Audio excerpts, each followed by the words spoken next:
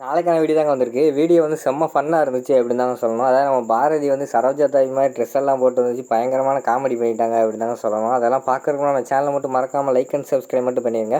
First எடுத்தோடனே தமிழ் அதுக்கடுத்து ஆதி 2 பேர் பேசிக்கிட்டு இருக்கிற மாதிரி தான் காட்டிக்கிட்டு இருக்காங்க.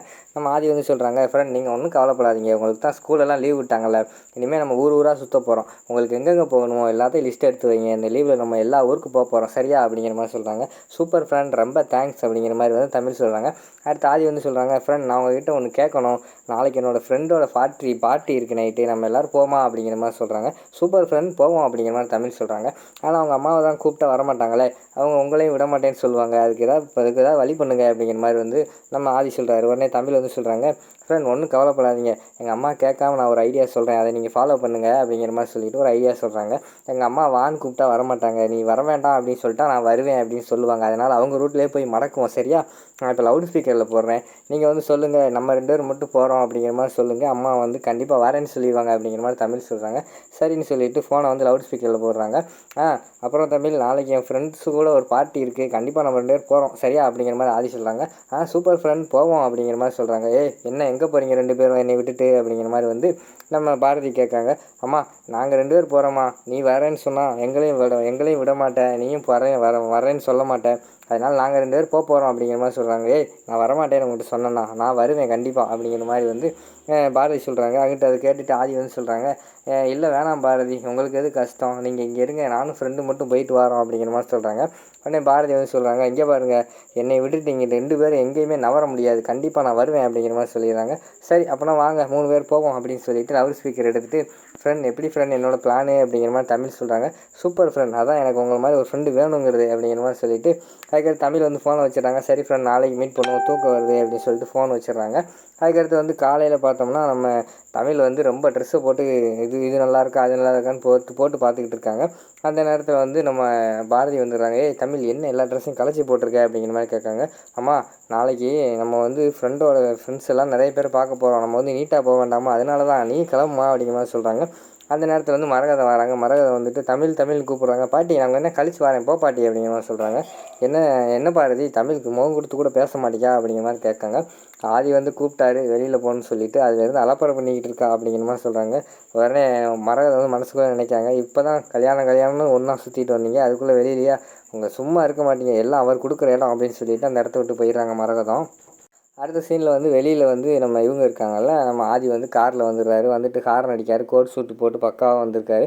வேகமாக ஹார்ன் அடித்தவொடனே உள்ளேருந்து தமிழ் ஓடி வந்துடுறாங்க. ஃப்ரெண்ட் அப்படின்னு சொல்லிட்டு ஓடி வர்றாங்க. ஃப்ரெண்ட் சூப்பராக இருக்குது ஃப்ரெண்ட் உங்கள் ட்ரெஸ்ஸு, எப்படி ஃப்ரெண்ட் இப்படியெல்லாம் ட்ரெஸ் பண்ணுறீங்க அப்படிங்கிற மாதிரி வந்து நம்ம ஆதி கேட்காங்க. உடனே தமிழ் சொல்கிறாங்க, ஃப்ரெண்ட் உங்கள் ட்ரெஸ்ஸு நல்லாயிருக்கு கோட் சூட்டு அப்படிங்கிற மாதிரி சொல்கிறாங்க. போங்க ஃப்ரெண்ட், இருந்தாலும் உங்கள் அளவுக்கு இல்லை, நீங்கள் தான் அழகாக இருக்கீங்க அப்படிங்கிற மாதிரி சொல்கிறாங்க. சரி ஃப்ரெண்ட் என்ன அம்மாவை காணோம் அப்படிங்கிற மாதிரி வந்து ஆதி கேட்காங்க. நான் வந்து காலையில் சீக்கிரமாகவே எழுந்திரிச்சு உங்களை பார்க்கணுன்னு சொல்லிட்டு வேகமாக கிளம்பிட்டேன். ஆமாம் அம்மா வந்து கிளம்பவே இல்லை, இப்போ தான் குளித்து கிளம்பிக்கிட்டு இருந்தாங்க, இனிமேல் தான் வருவாங்கன்னு நினைக்கிறேன் அப்படிங்கிற மாதிரி சொல்கிறாங்க நம்ம தமிழ். சூப்பர் ஃப்ரெண்ட், நீங்கள் தான் கரெக்டான நேரத்துக்கு வரீங்க, போட்டுக்கோங்க அப்படின்னு சொல்லிட்டு ஒரு ஹைஃபை போட்டுக்கிறாங்க. சரின்னு சொல்லிட்டு கொஞ்சம் நேரத்தில் பார்த்தா அங்கிட்டிருந்து வந்து நம்ம பாரதி இருக்காங்கல்ல, பாரதி வந்து அந்த காலத்து சரோஜா தேவி முடியெல்லாம் தொங்க போட்டு கொண்டை போட்டு ஒரு மாதிரி சேலைலாம் கட்டியிருப்பாங்களா, அது மாதிரி வந்துக்கிட்டு இருக்காங்க. அதை பார்த்தோன்னே இப்போ ஆதிக்கும் தமிழுக்கும் பயங்கரமான சிரிப்பாயிருது. விழுந்து விழுந்து சிரிக்க ஆரம்பிச்சிடுறாங்க. என்ன இவங்க விழுந்து விழுந்து சிரிக்காங்க நம்மளை பார்த்து அப்படின்னு சொல்லிட்டு பாரதி வந்து கேட்காங்க, என்ன விழுந்து விழுந்து சிரிக்கிங்க என்னை பார்த்தா என்ன கேவலமாக இருக்கா அப்படிங்கிற மாதிரி சொல்கிறாங்க. அப்படியெல்லாம் இல்லை, கொஞ்சம் அப்படி தான் இருக்குது அப்படிங்கிற மாதிரி வந்து நம்ம ஆதி வந்து சொல்கிறாங்க. என்ன அப்படி இருக்குது அப்படிங்கிற மாதிரி பாரதி கேட்காங்க. அம்மா அந்த காலத்தில் ஒரு படம் இருக்கும் மூலமாக நான் கூட பாட்டி கூடலாம் உட்காந்து பார்ப்பேன், ஒரு சரோஜா தேவின்னு ஒருத்தவங்க வருவாங்க, அவங்கள மாதிரியே இருக்குமா அப்படிங்கிற மாதிரி சொல்கிறாங்க.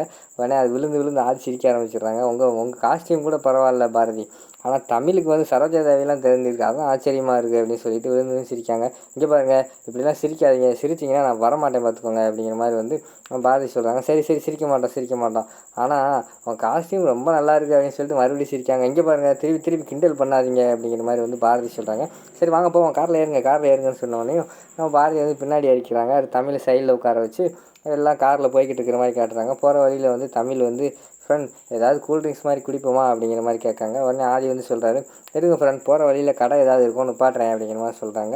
அதுக்கடுத்து ஒரு இளநீ கடை இருக்குது, அது பார்த்துட்டு தமிழ் வந்து சொல்கிறாங்க, ஃப்ரெண்ட் இளநீ வேணால் குடிப்போமா, இளநீ வந்து உடம்புக்கு நல்லது அப்படிங்கிற மாதிரி சொல்கிறாங்க. சூப்பர் ஃப்ரெண்ட் வாங்க இளநீ குடிப்போம் அப்படின்னு சொல்லிட்டு காரை நிப்பாட்டிட்டு பாரதி வந்து கூப்பிட்றாங்க. ஆதி வாங்க பாரதி இளநீ குடிப்போம் அப்படிங்கிற கூப்பிட்றாங்க. எனக்கு ஒன்றும் வேண்டாம், நீங்கள் போய் குடிங்க அப்படிங்கிற மாதிரி சொல்லிடுறாங்க.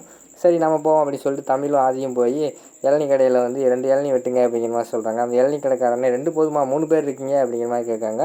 3 பேர் எங்கே இருக்கோனே அப்படிங்கிற மாதிரி வந்து நம்ம ஆதி கேட்காங்க. அந்த காரில் ஒரு அக்கா உட்காந்துருக்காங்கல்ல, அது உங்கள் அக்காவா அப்படின்னு கேட்டவொடனே அவருக்கு வந்து பயங்கரமான சிரிப்பு வந்துடுது. ஆதிக்கும் தமிழுக்கு விழுந்து விழுந்து சிரித்தாங்க.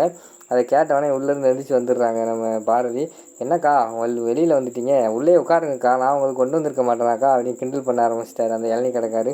உங்களை என்ன பண்ணுறதுன்னு தெரியாமல் அப்படியே கடுக்கடுப்பாக நின்றுக்கிட்டு இருந்தாங்க.